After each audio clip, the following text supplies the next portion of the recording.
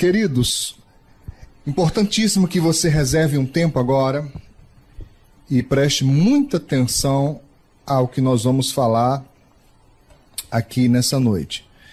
Essa semana, quando eu estava me preparando, para separar, os textos para ler, para que nós pudéssemos falar aqui, nessa nossa live da quinta-feira. Nós temos duas, uma na quinta e outra no domingo. Eu estava incomodado com algumas coisas que eu estava pesquisando, a respeito de família, uma temática que me importa bastante, relacionamento, casamento, família, tudo isso me chama muita atenção, faz parte do meu ministério. E eu estava então observando e vi nas redes sociais, um vídeo de uma criança pequenina, eu acho que no máximo tinha uns 2 para 3 anos de idade.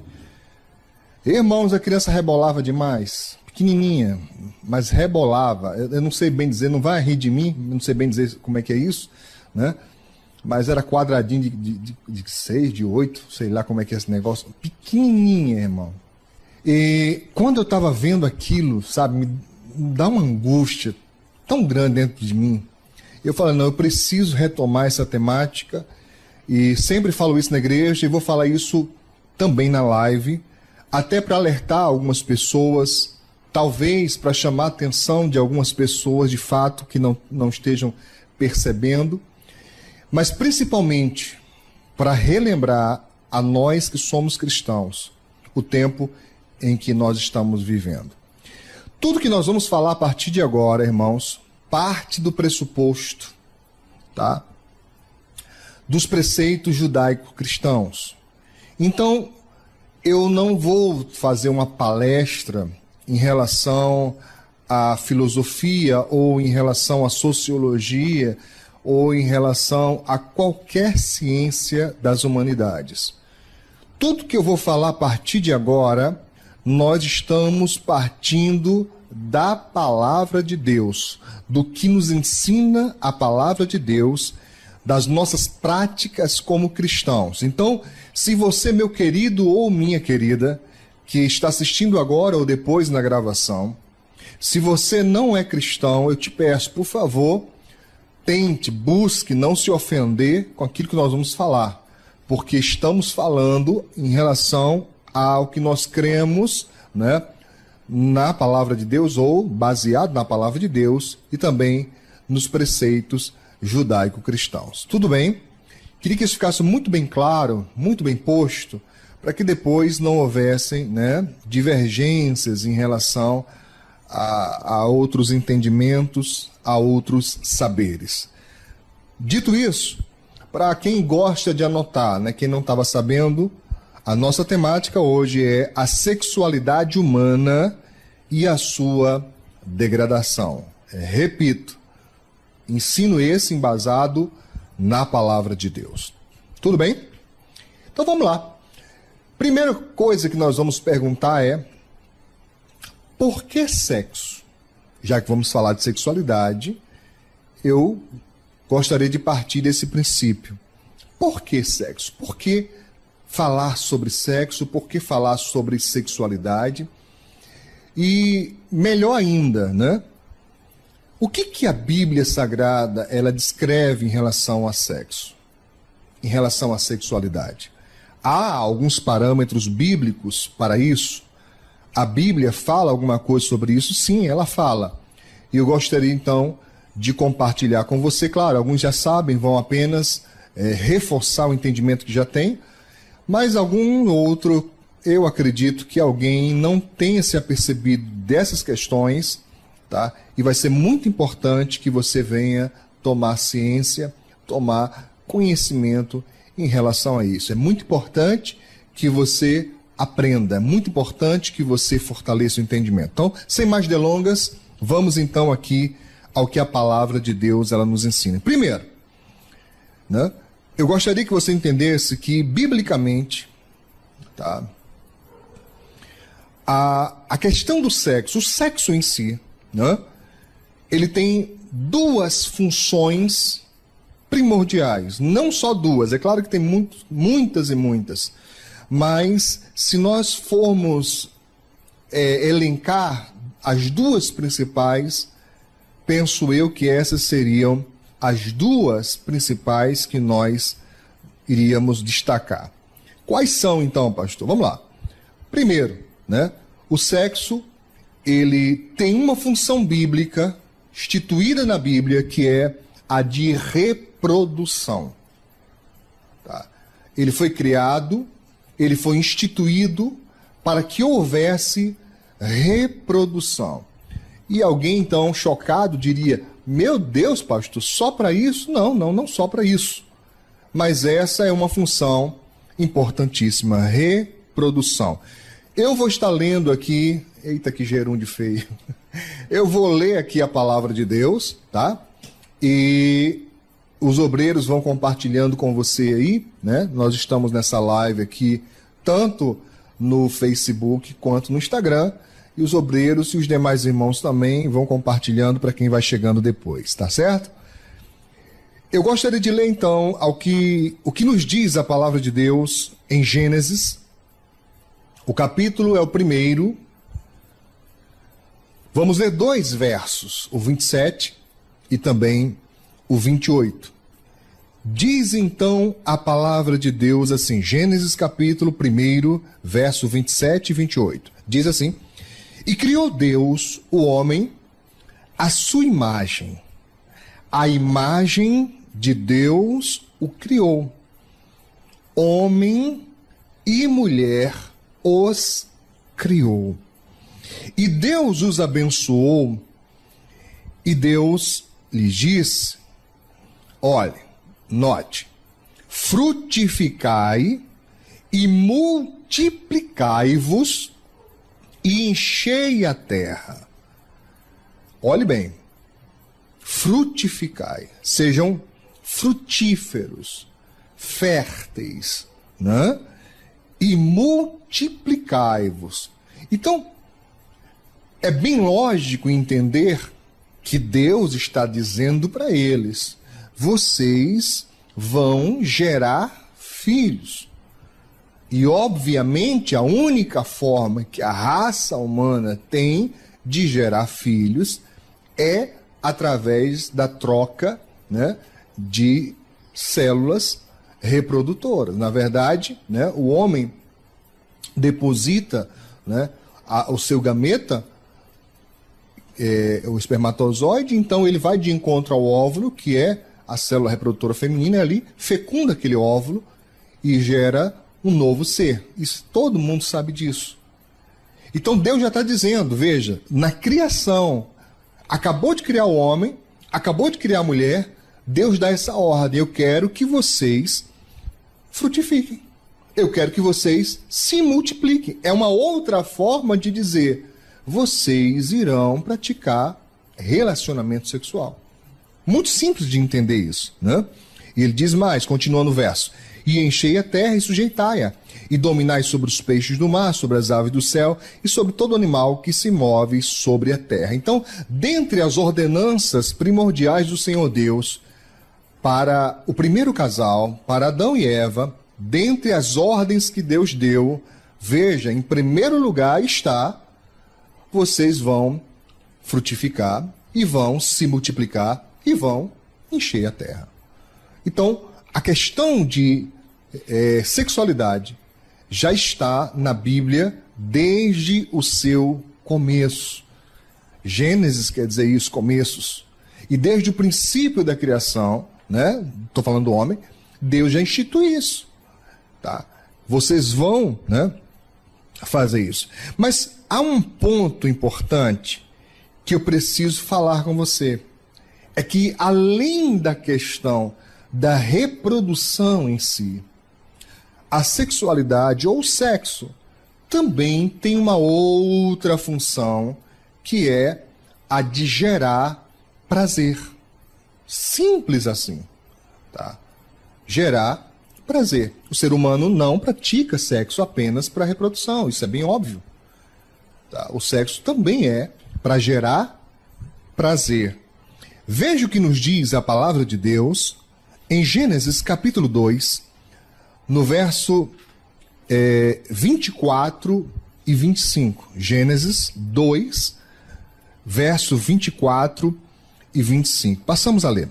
Portanto, diz a Bíblia, deixará o homem o seu pai e a sua mãe e apegar-se-á, quer dizer, se juntará, e aqui esse termo no original está falando de aliança, não é apenas de conviverem no mesmo ambiente, está falando de aliança ao que nós, entendemos na nossa cultura como matrimônio ou casamento. Então, diz, apegar-se-á a sua mulher e serão ambos uma carne ou uma só carne. E aqui você também pode entender como relacionamento sexual. Tá? Então, foi instituído uma coisa muito importante, que para alguns isso passa despercebido, tá? Passa batido. É que Deus coloca uma ordem, antes de chegar ao sexo, há uma ordem, há um caminho, há um trajeto a ser seguido, Há etapas, existem etapas que precisam ser cumpridas, Vamos entender aqui. Diz aqui, olha, portanto deixará o homem seu pai e sua mãe. Primeiro ponto, antes do homem ter o direito do relacionamento sexual pela Bíblia, vou frisar isso até o final da mensagem, ele primeiro tinha que se tornar independente do seu pai e da sua mãe. Tá? Primeira coisa, ele tinha que ser aquela pessoa já, com a vida autônoma. Deixar o homem, seu pai e sua mãe. Primeiro ponto. Segundo ponto, ele diz aqui, olha, vai se apegar, se unir, ter aliança, ter matrimônio com a sua mulher. A sua, é específico, não é qualquer. E mulher aqui dá uma indicação de esposa. Não é a mulher por ser um ser do sexo feminino. Aqui está falando de aliança, esposa. E a partir daí, olha a sequência. Serão ambos uma só carne. Essa é a trajetória correta. Este é o mandamento, é assim que Deus instituiu. Tá? Olha que está dessa maneira. Deixará o homem seu pai, portanto, Portanto, é imperativo. Portanto, dessa forma, deixará o homem seu pai e sua mãe, e apegar-se-á ou unir-se-á a sua mulher, e serão ambos uma só carne. Versículo 2. E estavam nus, despidos, homem e a sua mulher, o homem e a sua mulher, o homem e, olha, a sua mulher. O texto não diz o homem e uma mulher. O homem e uma dona aí qualquer, não. O homem e a sua mulher. Tá? O artigo é bem definido. O homem e a sua mulher. Estavam nus e não se envergonhavam. Ora, estavam nus, não se envergonhavam e eram uma só carne. O que você entende por isso? Quer descrição mais clara, meu filho? Tá claríssimo aqui. Bem claro, bem nítido. É só você ver. Mas do que fala esses dois textos aí, pastor? Esses dois versículos. Eles dizem sobre, primeiro, a ordem correta da aliança. A aliança segue uma trajetória correta. Biblicamente. Se você não quer obedecer a Deus, por favor, querido, o que menos eu quero fazer aqui hoje é tentar convencer você em relação à religião. Não estou aqui para isso. Mas, se você já é cristão, eu estou te alertando ao que diz a palavra de Deus. Contudo, porém, todavia, se você vai obedecer ou não, isso é entre você e Deus. A minha obrigação é apenas expressar o que diz a palavra. Se você vai atender ou não, isso é responsabilidade sua, exclusiva sua, entre você e Deus. Então diz aqui a palavra de Deus, olha, primeiro, a ordem correta, deixar o homem pai e mãe, tá? Depois, casar, depois se tornar uma só carne, tá? Ordem correta da aliança. O segundo, intimidade sem malícia. Isso é lindo. Os dois estavam nus, o homem e sua mulher, e não se envergonhavam. Intimidade sem nenhuma malícia. Ausência total de malícia. Então, você precisa entender isso. Essas duas funções principais, eu repito, não são as únicas, mas são as duas principais. A reprodução é ordem de Deus. Claro, querido, não vai pegar essa minha fala e dizer, olha, o pastor lá estava dizendo que a gente tem que multiplicar e encher a terra. A terra está cheia já, meu filho. Isso era para Adão e Eva, meu filho. Não estou dizendo que você tem que ser um irresponsável, uma irresponsável, e está colocando aí, né, filhos e filhos e filhos, se você não tem condição de educar e manter. Filho custa caro. E quanto mais crescem, mais caro fica. Tá? Você já viu quanto que come um bebê? Tá? Você compra aí, meu filho, uma massinha aí, um leite ninho, negócio, rende um monte. Tá? Vai ver aí uma adolescente de 13, 14, 15, 16, 17 anos, meu filho. É um poço sem fundo. Então não é só colocar filho no mundo. Isso aqui era para eles. O encher a terra era para eles. Mas eu estou dizendo que a criação do sexo teve essa função, né, de procriação. E além dela, como bônus, como, né, um presente, uma dádiva, Deus também coloca como uma função, né, de prazer. Mas só que tem um adendo aqui, certo? É uma dádiva de Deus para os casais, mas para ser praticado dentro do casamento. Dentro do casamento. É um prêmio, mas para ser, né, desfrutado dentro do casamento. E eu elenquei aqui também algumas questões para poder debater, não debater, mas pelo menos para poder, né, falar com você aqui nessa noite. Eu coloquei aqui, por que não? Né? Eu mesmo fiz a pergunta, por que não? Né? Ou seja, por que não podemos ou não devemos, né, praticar sexo fora do casamento? Né? Fora do casamento. Não falei nem antes. Porque se eu falasse antes, aí o esperto aí que é noivo ia dizer assim, ó, pastor, mas já estou em pé no casamento, já... Não estou falando isso não, querido. Estou dizendo bem claramente, fora do casamento. Não é casado, não importa se você é noivo, namorado, namorido, enrolado, né? Não importa. Fora do casamento, ele é pecado. Ponto. Por quê? Por que é pecado? Primeiro, né?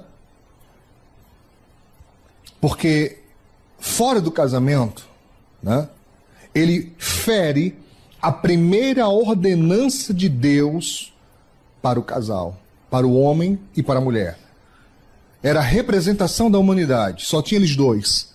Eles receberam a ordenança para transmitir a sua descendência. Então, o sexo praticado fora do casamento, ele fere a primeira ordenança de Deus para a humanidade. Já começa daí, fere a primeira ordenança de Deus para a humanidade. Porque você lembra que segue uma trajetória, deixar o homem pai e mãe, tá? Se unir à sua esposa, e então você ter o relacionamento sexual dentro do casamento. Então, a quebra disso já quebra a aliança que Deus fez. É uma quebra de aliança. Tá? É uma quebra de aliança. Eu tenho ensinado ao longo dos anos, que Deus não se relaciona com ninguém fora da aliança. Deus não tem compromisso com ninguém. Você sabia disso? Repito, Deus não tem compromisso com ninguém. O compromisso de Deus é com a sua palavra. A própria Bíblia diz que Deus vela sobre a sua palavra, sobre ela, para fazê-la cumprir. Quando eu obedeço a palavra, eu entro em aliança com Deus através da palavra. Mas essa aliança só é válida enquanto eu obedeço a palavra de Deus. Quando eu quebro a ordenança, quando eu quebro o mandamento, quando eu entro em desacordo com o testamento, então eu me excluo dessa aliança. E é isso que a humanidade vem fazendo. Vem quebrando insistentemente as ordenanças de Deus, né? Já se tornou corriqueiro para muita gente desobedecer a Deus. É constante, é simplesmente constante. Então, observe bem o que diz a palavra de Deus, né? Eu falei por que não? Primeiro, porque, né, quebra a aliança, fica fora da aliança, né? Segundo, né, porque fora do casamento é errado. Por que é errado? Primeiro eu falei que é pecado, porque quebra a aliança. Agora eu estou falando que é errado, né? Por que é errado? Algumas coisas importantes que seria até bom se você pudesse anotar. Se você pudesse anotar, seria fantástico, maravilhoso. Olha aí, tá? Eu vou sair um pouquinho da parte teológica e entrar um pouco, até no senso comum, daquilo que é sabido, que é falado, que é comentado. Veja, eu sou pastor, né, há mais de 20 anos. Atendo casais, atendo família, né, pessoas com problemas familiares, desde essa época, né, desde os 17 anos que eu atendo pessoas, né, e prego a palavra de Deus. Então, já tem uma estrada. É pouca ainda, é pequena ainda, mas já tem uma estrada. E nessa minha experiência, é algo que eu consigo observar ao longo dos anos das pessoas que vêm trazendo suas demandas, seus problemas. E conversando com outros pastores, pesquisando entre outros ministérios, isso aqui se concretizou. Tá? Não estou falando que é pesquisa científica, tá? Deixar bem claro. Estou falando da experiência que nós temos no campo pastoral de atendimento a casais e a família. Nós observamos isso aqui, olha. Primeiro, tá? Por que é errado o sexo fora do casamento? Porque é sabido que casais que têm experiências anteriores com outros parceiros tendem a querer reproduzir as práticas que praticou lá com o cônjuge. Você entendeu?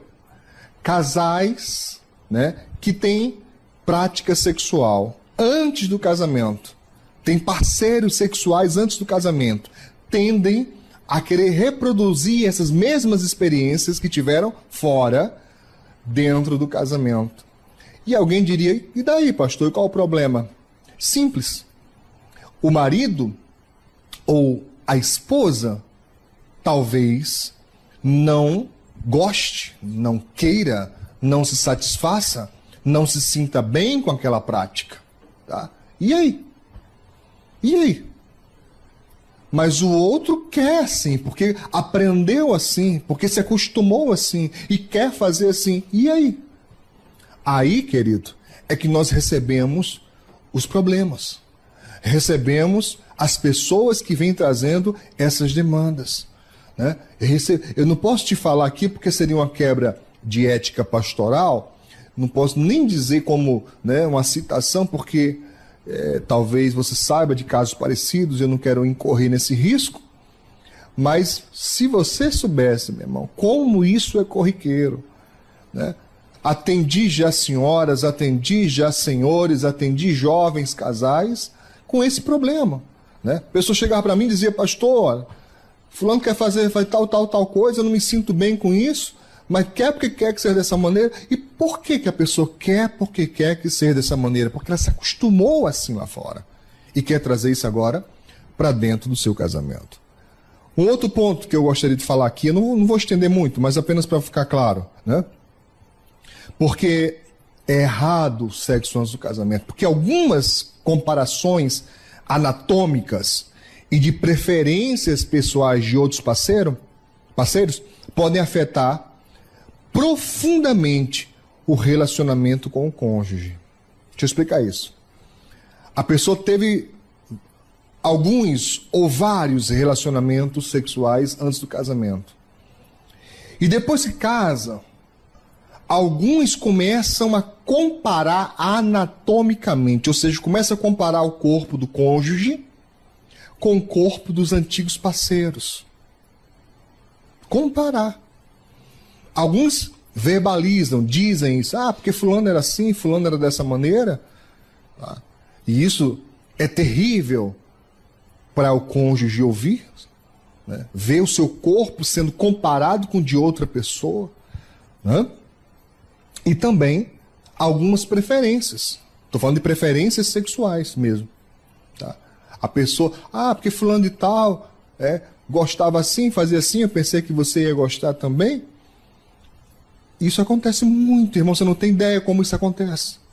E essa é uma das razões pelas quais o casal deveria se resguardar, deveria estar atento para que não incorresse, né, nesse tipo de problema.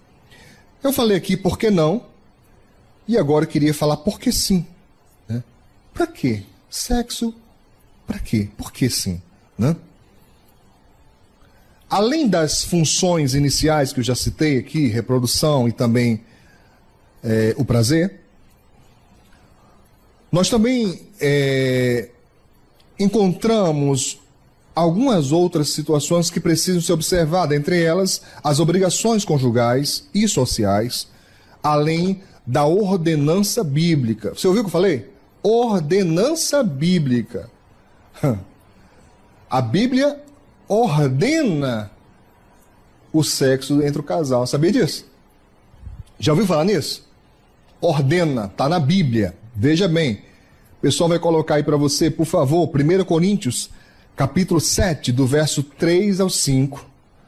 1 Coríntios, capítulo 7, do verso 3 ao 5, diz assim: o marido, na versão de Almeida, Revista e Corrigida, o marido pague à mulher a devida benevolência. Sabe o que significa isso?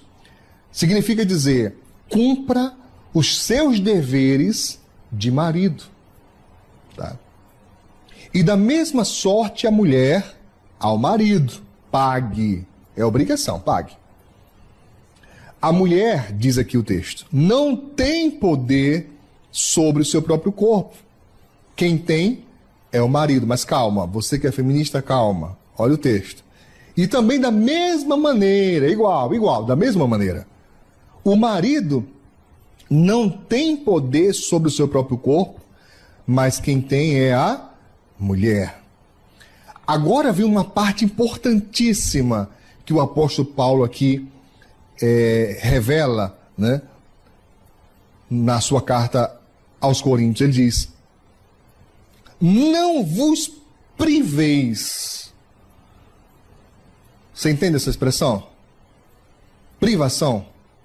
Não vos priveis um ao outro, senão por consentimento mútuo por algum tempo, para vos aplicardes ao jejum e à oração.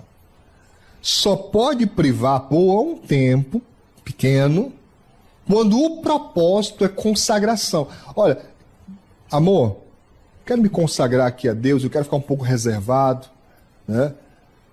Eu preciso aqui me reservar para Deus, eu não queria falar com ninguém, não queria contato com ninguém.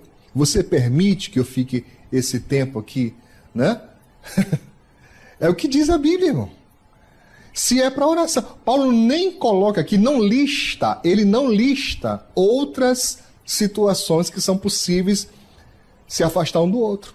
Ele falou só se for para consagrar. E ele diz mais, olha. Né? E depois ajuntai-vos novamente. O que você entende por ajuntar novamente? Tá? Ele está dizendo, volte ao relacionamento íntimo novamente. Para quê? Para que Satanás não vos tente, não caia em tentação por causa da vossa incontinência. Incontinência é a falta de continuidade, continência. Paulo está dizendo, olha, O relacionamento sexual do casal tem que ser contínuo, tá? Contínuo, não pode ser, né, freado, proibido, né, abandonado. Ele tem que ser contínuo, né? Contínuo. Você já ouviu falar nisso? Agora eu te pergunto, eu preciso perguntar a você. Você já deve ter visto campanhas, até oficiais, campanhas oficiais em relação ao uso da camisinha, tá? Em relação ao uso da camisinha, você já deve ter ouvido falar. Deve ter ouvido falar. Ouvido falar. Você já viu alguma campanha dizendo para os casais, eu estou falando de casais legalmente casados, por favor, quando eu falar casais, entenda, casais legalmente casados. Você já ouviu alguma campanha dizendo assim, casais, vocês têm que praticar sexo com regularidade? Já ouviu alguma campanha? Alguém deve estar rindo aí, né? Alguém deve ter. Ih, pastor, é mesmo, nunca vi uma campanha dessa. Pois é, porque está na Bíblia. Paulo está dizendo bem claramente, olha, não pode ter incontinência para que vocês não caiam em tentação. Não pode. Se fizer por um tempo específico, tem que ser um tempo específico e já imediatamente retomar, para que não caia em tentação. Tá? Mas não tem campanha dizendo, olha, casais, ei, casais, você que é casado aí, vamos lá, vamos fazer sexo, vamos lá, tem que fazer. Não tem. Sabe qual é a campanha que tem em relação a sexo? Para solteiros. É para solteiros. Porque quando diz assim, use camisinha, é só você ver o carnaval, meu filho. É só você ver nos carnavais, nas propagandas de rádio, nas propagandas de TV. Você vai ver em mercados, você vai ver em faixas, em outdoor, você vai ver em muitos lugares para solteiros. Não tem campanha para casal. Por quê, pastor? Porque essa é a cultura que o mundo vivencia. Uma cultura de se distanciar do ensinamento da palavra de Deus. A tal ponto, irmãos, é uma coisa tão séria, mas tão séria mesmo, né? Que enquanto a Bíblia nos orienta que o jovem deve preservar a sua virgindade, nós estamos vivendo uma verdadeira ditadura nas escolas. Uma ditadura, tá? da atitude, vou dizer assim, tá? Errada. Tem que fazer errado. Eu lembro que um tempo desse atrás, alguns anos atrás, entre os jovens eles tinham códigos. Eu passei meses, quase ano, para entender o que é que eles falavam, né? Porque tinha um tal de bebê, BPV, não sei o quê, tinha tantos códigos, né? Aí depois que eu descobri que alguns deles significava, né, virgem de beijo, virgem de beijo na boca, virgem não sei de quê, não sei de quê, e tinha que ser quebrado isso, né? Quem nunca tinha beijado na boca era achincalhado pelos colegas, era zoado pelos colegas, e é até hoje. Vai um rapaz chegar entre os colegas e falar assim, não, nunca beijei ninguém, nunca saí com ninguém, estou esperando chegar a pessoa certa. Olha, vai virar motivo de chacota, porque essa é a cultura. O que está estabelecido na cultura, eu não estou falando da cultura do Brasil, se você está entendendo a cultura do Brasil, eu estou falando da cultura mundial. É desobedecer a Deus cada vez mais. Veja bem uma coisa, em Atos dos Apóstolos, tá? No capítulo 17, versículo 30, a Bíblia diz, mas Deus, não tendo em conta os tempos da ignorância, anuncia agora a todos os homens em todo lugar que se arrependam. Por que eu falei isso? Para também incluir aqui algumas pessoas que já foi. Ah, pastor, não sou mais virgem. Isso quer dizer então que eu não tenho direito a um casamento? De forma alguma. De forma nenhuma.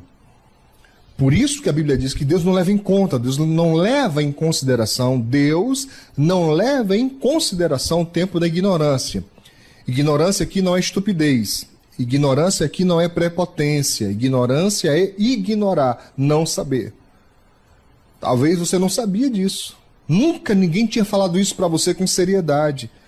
Dizendo, olha, rapaz, essa questão não é só uma questão cultural. É uma questão de obediência a Deus. A Deus. E esses dias alguém perguntou para mim, pastor, mas me diz uma coisa. Deus quer, Deus pede, a palavra de Deus pede que a pessoa ela se guarde, ela se preserve? Sim, Deus pede, Deus quer, tá? Daqui a pouquinho nós vamos falar um pouquinho mais sobre isso, mas eu preciso adiantar aqui um pouco. Olha,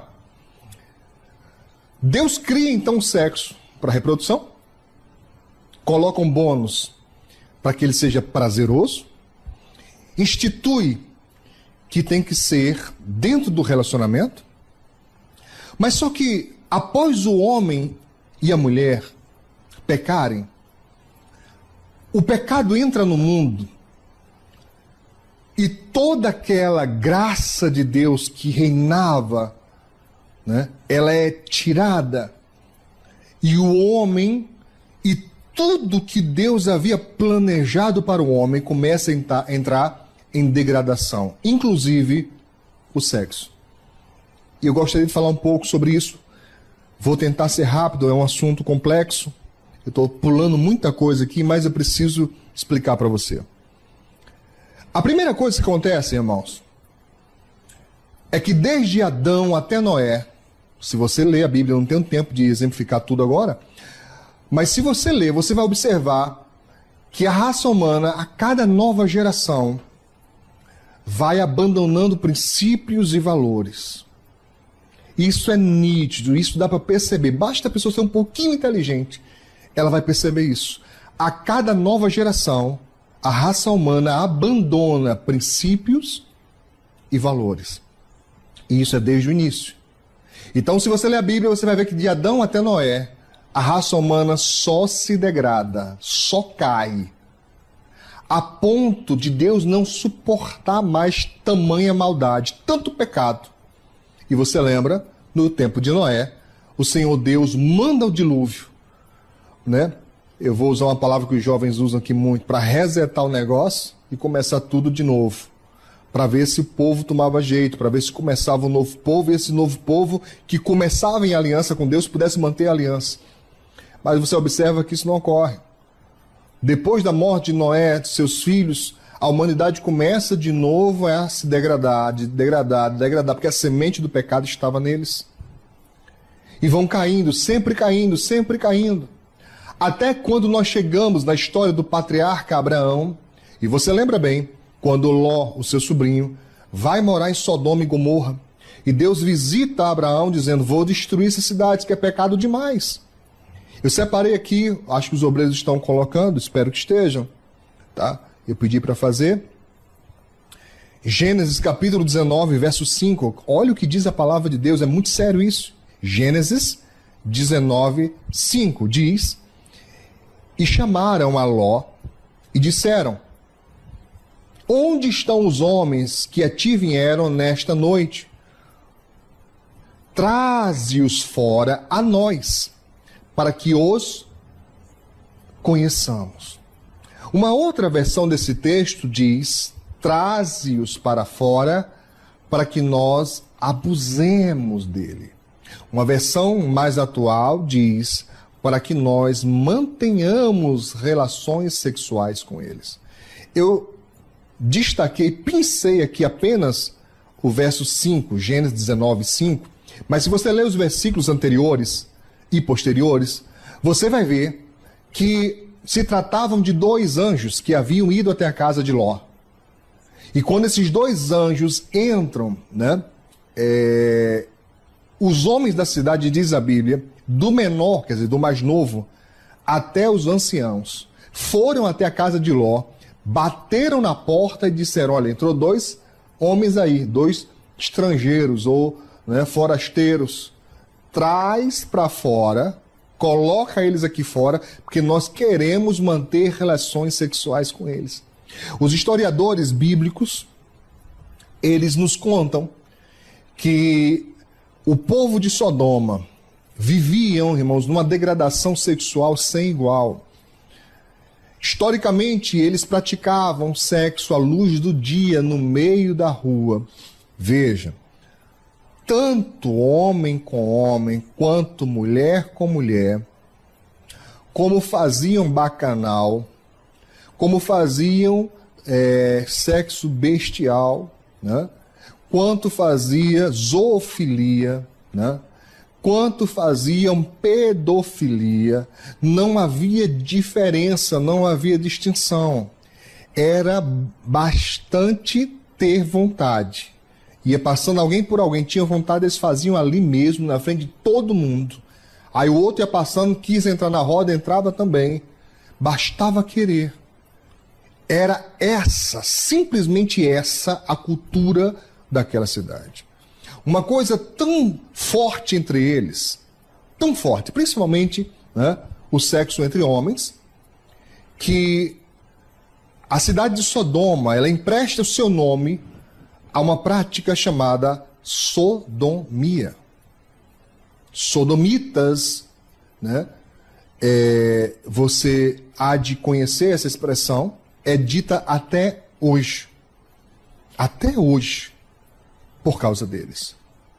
E eles queriam fazer isso com os anjos de Deus. Tá? Você vê uma degradação sem tamanho. Qual a consequência dessa cidade? Qual foi o fim deles? Você lembra? Né? Fogo e enxofre. Porque não mudavam, porque não se convertiam, porque não, né, se arrependiam de forma alguma. E esse é, irmãos, um dos alertas que nós precisamos, né, ter e prestar muita atenção. Porque a nossa geração caminha para isso. Caminha para isso.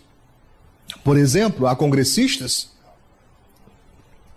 atualmente, né, que querem transformar a pedofilia, tá, em apenas um transtorno. Não, a pessoa é doente, tadinha, não é crime não, é só a preferência dela. Não tem nada demais. E já tem gente aceitando, tá? Um homem adulto praticando sexo com a criança e até com bebês. E tem gente que acha isso normal. Tem gente que acha isso natural. É uma preferência da pessoa. Preferência da pessoa. Como assim preferência da pessoa? Isso é pecado. Além de ser pecado, isso é bizarro. Tá? Isso é bizarro. Entende o que eu estou falando? Então, a degradação... irmãos, eu poderia passar tanto tempo aqui falando sobre isso, mas infelizmente não posso me alongar muito. Tá? Mas eu queria dar um salto agora. Eu sei que talvez isso seja delicado para algumas pessoas falar e ouvir, mas eu preciso falar sobre isso, está na palavra de Deus. Romanos, capítulo 1, tá? Verso 27. Obreiros, me auxiliem, me ajudem. Romanos, capítulo 1, verso 27. Diz assim, tá? E semelhantemente... Agora, olha. Nós saímos de Gênesis e fomos para o Novo Testamento, séculos depois. Olha o que diz. E semelhantemente também os homens, deixando o uso natural da mulher, se inflamaram em sua sensualidade uns para com os outros, homens com homens, cometendo torpeza e recebendo em si mesmos a recompensa que convinha ao seu erro. É tão interessante, irmãos, que hoje, até mesmo para nós cristãos, que temos a Bíblia como a nossa única regra de fé e prática, para falarmos sobre isso, tem se tornado difícil. Quando você fala, olha, a Bíblia diz, é pecado, ponto. É pecado. Simplesmente é pecado. Alguém um dia me perguntou, mas pastor, é mais pecado? Não existe para Deus, irmãos, diferença de pecado, pecado, pecadinho, pecadão. Existe apenas pecado. Tá? Mas eu quero dizer para você, e é esse o ponto que nós estamos frisando hoje aqui, que houve uma degradação daquilo que era para ser para aquilo que se tornou hoje em dia. Entende o que eu estou dizendo? Tá. Então, veio se degradando, degradando, degradando. E falando um pouco sobre a nossa atualidade, falando sobre a nossa geração. Tá. Espero que você esteja atento aí. Tá. Eu queria falar um pouquinho rapidamente a questão da nudez e da sensualidade. Especificamente sobre a nudez. Se você ler Levítico, capítulo 18, só o capítulo 18, você vai ver que Deus é claro, enfático, direto, nítido, límpido em suas palavras, proibindo a vista da nudez. Tá lá, só você ler, não vou ter tempo aqui, tá? Não vou ter tempo, mas só você ver lá. Mas eu quero novamente elencar alguns pontos importantes aqui nessa noite. Abra sua Bíblia em Mateus capítulo 5, verso 28. Mateus 5, 28 diz, palavra do Senhor Jesus, eu, porém, vos digo que qualquer que atentar numa mulher, atentar, preste atenção, olhar, para a cobiçar, já em seu coração, cometeu adultério com ela. Você olhou, desejou, ou seja, no seu pensamento você imaginou ou você fantasiou um relacionamento sexual com aquela mulher, disse Jesus, pecou. Já adulterou com ela. Já adulterou com ela. Isso que quer dizer o que para nós, pastor? Em primeiro lugar, que o nosso cuidado, falando de homens, o nosso cuidado espiritual com isso deveria ser muito mais severo, muito mais atento, muito mais cuidadoso. Tá? Você entende isso? Então, não deveríamos estar olhando, não deveríamos estar desejando. Mas alguns homens vão dizer, pastor, mas não é fácil. Não é fácil porque, veja, olha como é que andam as mulheres aí. Olha como é que as mulheres andam. Como é que eu não vou ver, pastor? Tá? Eu estou lembrando aqui, viu, pastor? Não posso dizer o nome, eu não posso dizer. Mas um tempão atrás, tá? Um tempão atrás, tinha um irmão na igreja, ele não era muito crente não, mano. Tá? Não era muito crente não. E nem havia essa expressão ainda meme, viu? Mas acho que ele já era um meme vivo. Porque a gente estava sentado na porta da igreja, passou uma mocinha de short, irmão. Short curtíssimo. E ele com um olhão assim, acompanhou, esqueceu de mim. Aí quando deu com a vista assim, eu tava assim, olhando pra ele do outro lado aqui, tá? Aí ele tomou um susto assim, aí falou assim, olha aí, pastor, olha aí, pastor. Eu falei, tá amarrado, rapaz, tá? Isso é pecado, rapaz. Tá? Aí falou assim, vixe, pastor, eu não pode nem olhar, não tô nem tocando, nem tô olhando, não pode não. Eu digo, não. Aí mostrei esse versículo pra ele. Eu falei, o que Jesus disse aqui? Aí ele falou, vixe, é assim, tá? Mas não pode nem olhar. Eu disse, não, rapaz, olha, assim, às vezes a pessoa olha assim, né, displicentemente, né, não pecou, às vezes ela olha assim. Aí ele falou assim, vixe, então é assim, né? Só pode olhar uma vez, então vou caprichar na primeira, né, na primeira olhada. Eu falei, você não toma jeito não, sem vergonha, né? Então tem muita gente assim, irmão, displicente e tal, mas tem outros não, que de fato ficam medindo, dimensionando o corpo feminino, né? E uma coisa severa. E os irmãos dizem, né? Os irmãos não, digo os homens, do modo geral. Pastor, olha o estado aí das mulheres. Mas tem uma coisa importante para as mulheres aqui também, tá? Lucas, capítulo 17, verso 2. Lucas 17, 2, a Bíblia diz, falando em relação a quem faz o irmão cair, quem faz o pequenino cair, tá? Ele está falando de quem produz é escândalo, mas aqui serve também, para esse contexto nosso aqui também. Quem faz o irmão cair? Olha, diz a Bíblia aqui, ó. Melhor lhe fora que lhe pusesse ao pescoço uma mó, né? Quer dizer, uma pedra de moinho, e fosse lançado ao mar, do que fazer tropeçar um destes pequeninos. Jesus está dizendo, era melhor que a pessoa colocasse uma pedra de moinho, era algo grandioso, pesadíssimo, no pescoço e lançasse no mar, do que fazer tropeçar um pequenino. E talvez, minha querida, eu quero fazer um adendo aqui. Talvez você é daquela pessoa que não aprende nunca, né? Não aprende nunca. Você é cristão. Se você não é cristão, se você não segue a palavra de Deus, por favor, isso não é em relação a você. Mas você que é cristã, você já leu isso aqui, Jesus dizendo? Você já leu o que Jesus está dizendo aqui? Que o caboclo que olha para você e te deseja, ele já pecou por sua culpa? Ele está errado, porque ele não deveria estar olhando. Mas você colaborou, você contribuiu com esse pecado. E se ele cair, olha o que Jesus está dizendo aqui, não sou eu. Jesus está dizendo, era melhor uma pedra no pescoço, tá? E ele não está falando de suicídio não, viu? Atenção, não é suicídio que Jesus está dizendo. Ele está falando que era muito melhor essa agonia, esse desespero do afogamento, do que o que vai acontecer com a pessoa. Você está entendendo? Tá? Isso é muito sério, irmãos. Mas é desprezado. Tá? Por causa de quê? Degradação, tá? Degradação do pecado. E o que é que o mundo ensina? Vamos comparar aqui bem rapidamente, vamos lá. A palavra de Deus diz o seguinte, olha, mantenha, claro, eu estou usando minhas palavras, parafraseando, tá? Não é que está literalmente escrito assim, mas subentende, é o ensinamento geral. Mantenha a sua virgindade até o casamento, né?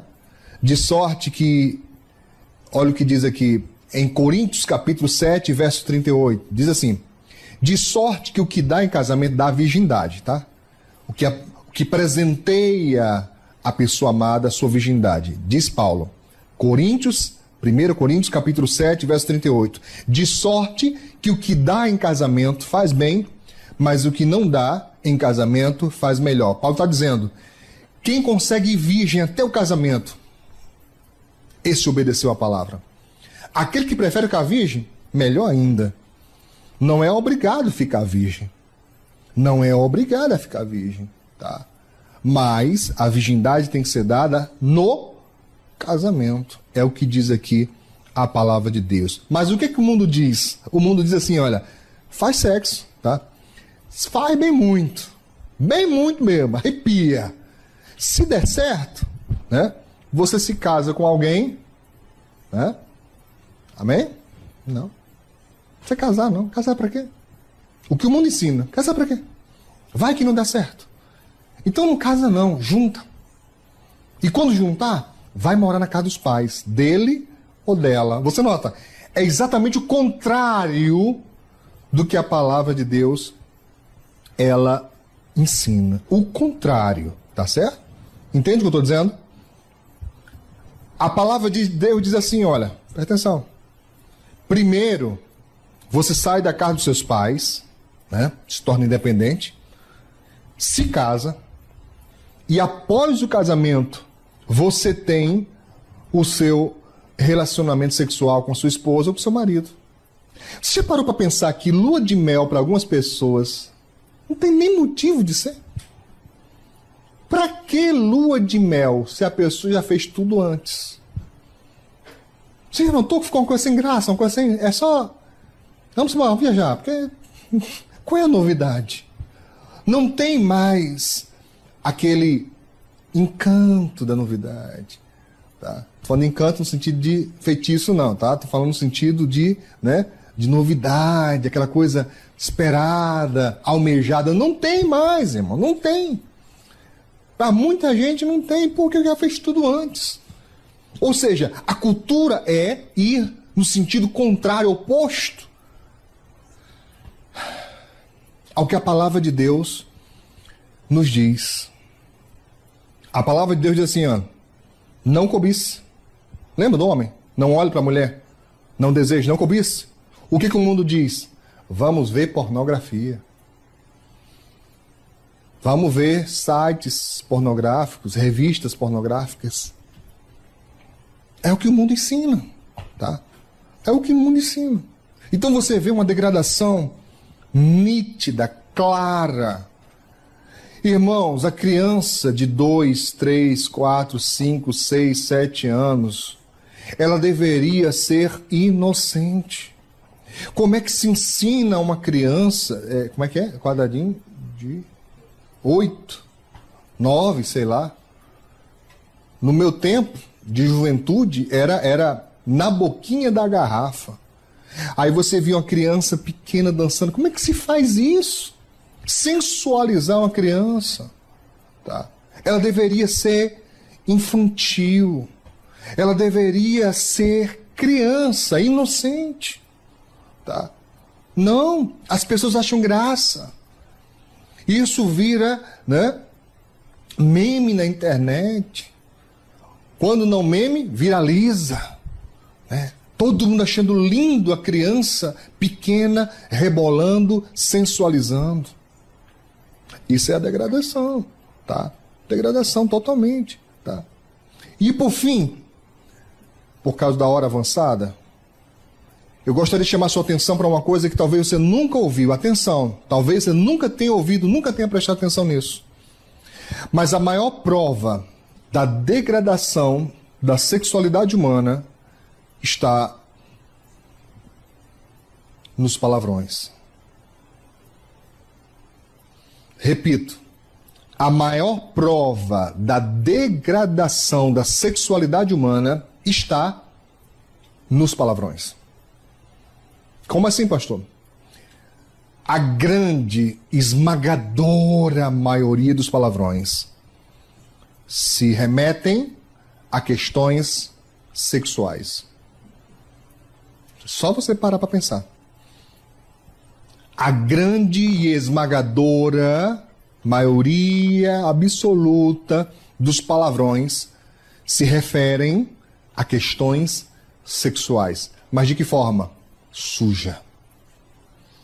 De que forma? Torpe. De que forma? Degradada.